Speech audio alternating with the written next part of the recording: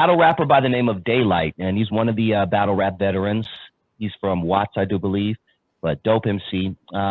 He had a quote, and I want your thoughts on this, and I want to parlay that to going back into your day. But his quote was, "Drill music might be the worst shit that ever happened to us N-words. You can't dance to this shit. You can't get no hoes with it. You can't sip no wine to it.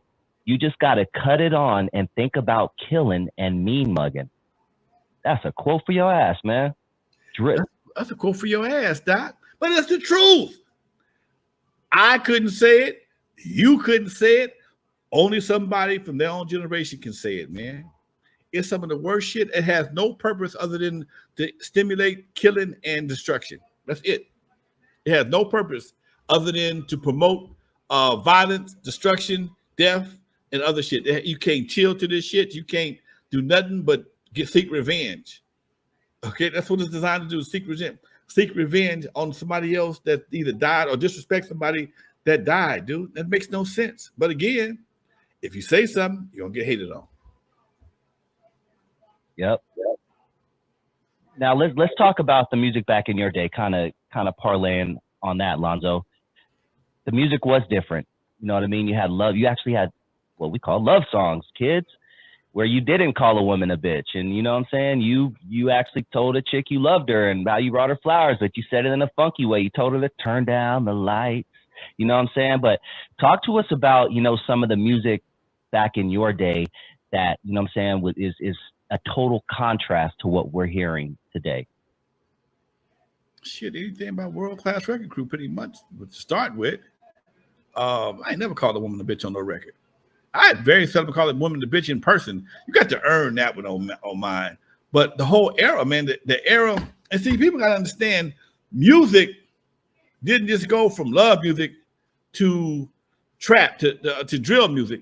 It had various transitions. Okay, even in the 2000s, I was jamming to Usher and Little John's "Lovers and Friends." Okay, that was a dope song. Okay, and surely, but then Little John had to skeet.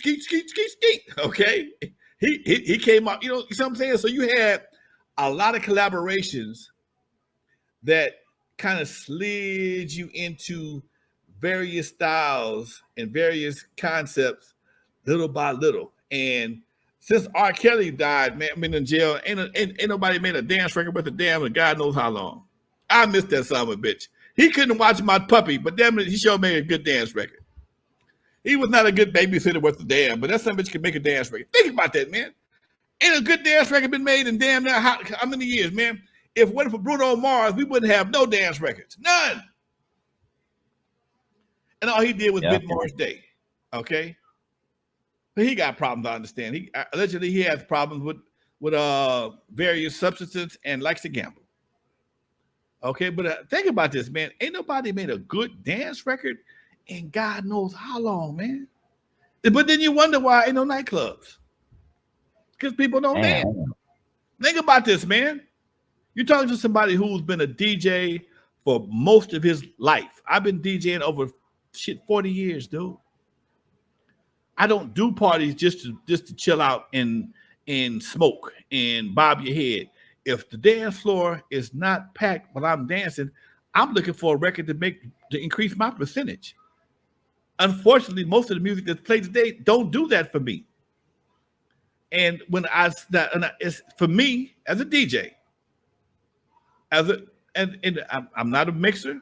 I never scratch shit, but as a programmer, when I play a set for anybody, I consider myself a chef.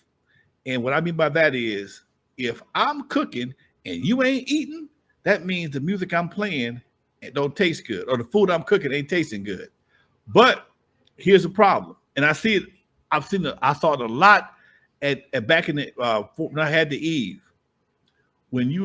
I would rent the club out sometimes to youngsters, and the youngsters would come in, had a hot DJ.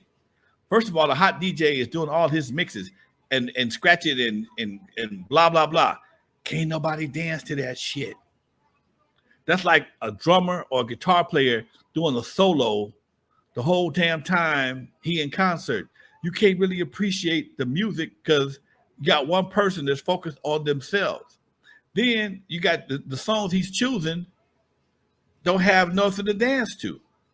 Second of all, when they finally go back to the 90s or the early 2000s, that's when everybody starts partying.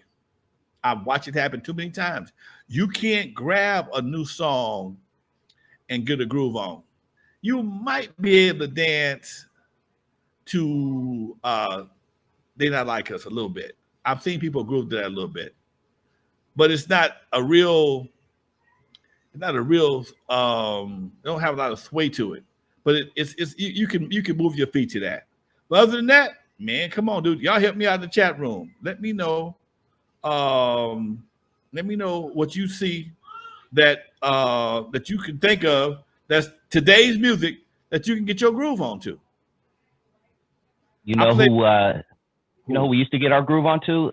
Eazy. It was almost every time he released something, and now that he's not releasing albums like that, it's gone. But DJ Quick, man. DJ Quick would collab with 112. Man. DJ Quick guaranteed.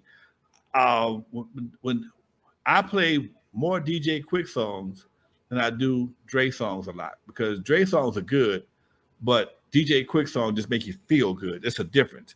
A lot of Dre songs are dark.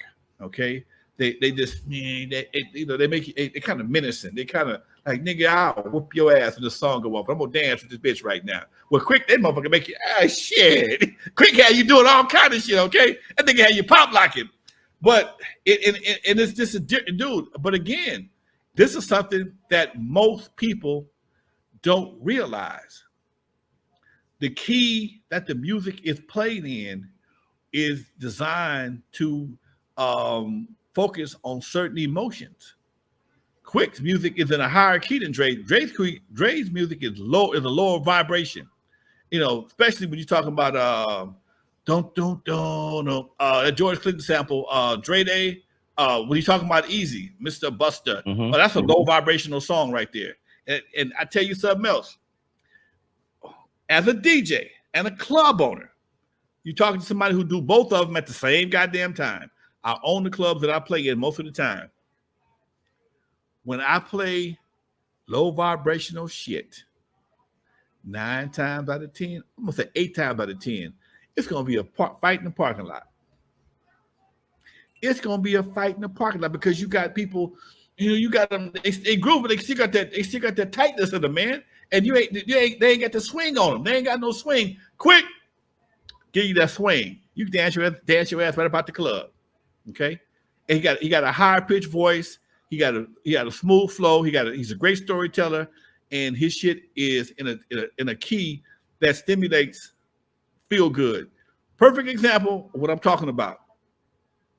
Church versus church, a funeral versus collection time. Think about that. Church, when it comes to a funeral, that shit is somber as fuck. It's this is just shy of church music when it's come time for a funeral. I don't have nothing up tempo right now that will stimulate no offering time, but the offering time, the tambourine come up. See, the tambourine and the organist playing a different key. When it comes time to give it the money, it's time to go home, make you feel good. That's why when you leave church, you feel so good. You don't leave church on a low note.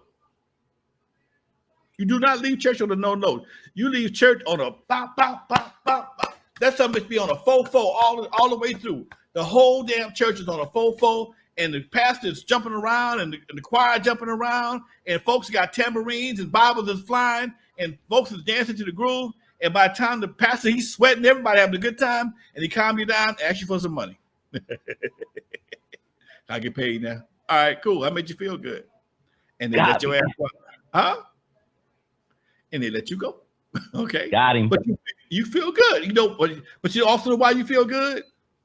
Because you done moved around and got your endorphins working. That's why I feel good right now. I've been working out this morning. All that exercise and shit get your endorphins cracking, doc. Get your heart rate up. That's why they do what they do. And you feel good. And you leave church feeling damn good because you got a motivational speech. You got a little workout. You gave up some money. And theoretically, you done bought you a ticket to heaven. Theoretically. Technically. You bought your ticket to heaven. You got a down payment on heaven. Oh man, dude, this hour flew by, man. Before we head out, let me remind everybody to hit that like button, and definitely if this is your first time joining the channel and you're entertained by what you hear or you heard, please hit that subscribe button. You are tuned into N.W.A. Stories with Lonzo. And shout out to the chat, man. You guys are so dope, dude. Really appreciate you all. I know Lonzo has a lot coming up in September. When is the documentary again? September 11th, we'll be at the TCL Theater, which is the old Grauman's Chinese Theater at 4 o'clock. I got to leave there and go straight to Channel 11 for the prostate cancer walk. I'll be on Channel 11 right after that doing an interview for Channel 11. Then the 14th of September, we're doing the prostate cancer walk at Cal State Dominguez. The 28th of September, the organization I work with, EECI, is hosting a video game summit at our offices on 555 West Redondo Beach Boulevard. And shit, that's enough right now. Oh, I'll be in Palm Springs over the weekend. So yeah. If anybody wants to donate, can they donate for the cancer walk? Yes, you can send it to Cash App at $ Lyrical Rev. Lyrical Rev. Oh, Lyrical Revolute. Yeah, not the whole thing. I'll get it from him later, and I'll put it in the description. Check the description on this video. Check the description. Worst case scenario, send it to LonzoWilliams.com. I mean, Lonzo Williams. I'll get it to him. Trust me. I got you. There you go. There you go. Hit him with that outro, my dude. All right, folks. For those who never heard of me, I'm the first one to put Dr. Dre in the surgery. Stuck Ice Cube in the freezer till he got cold. On the eve after dark, 50-yard line in the Super Bowl. In the movie Straight Outta Compton, they played me like a hater of rap. Don't believe that Hollywood bullshit because it was all cap. My history goes deeper than you will ever know. Just remember that N.W.A. stands for Not Without Alonzo. Peace, folks.